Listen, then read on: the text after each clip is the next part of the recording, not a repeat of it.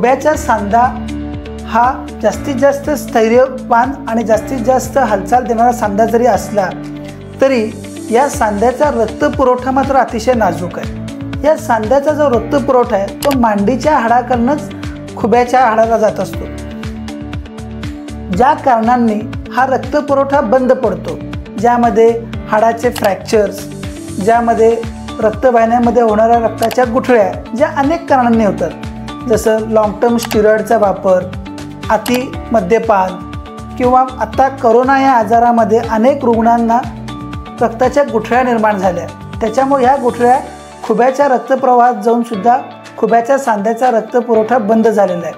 अशा केसेसमध्ये खुब्याच्या सांध्याची होणारा रक्तपुरवठा बंद पडला की हा सांधा खराब व्हायला सुरुवात होते। याला आपण खुब्याचे अव्हॅस्क्युलर नेक्रोसिस असे म्हणतो। या सर्व रुग्णांना खुब्याच्या सांध्यात अतिशय वेदनादायक हालचाली व्हायला लागतात। या रुग्णांना आम्ही खुबाबदल शस्त्रक्रिया करून घेण्याचा सल्ला देतो। यामध्ये त्यांचा खुब्याचा बॉल आणि वाटी ह्या दोन्ही कंपोनंट्स बदलले जातात।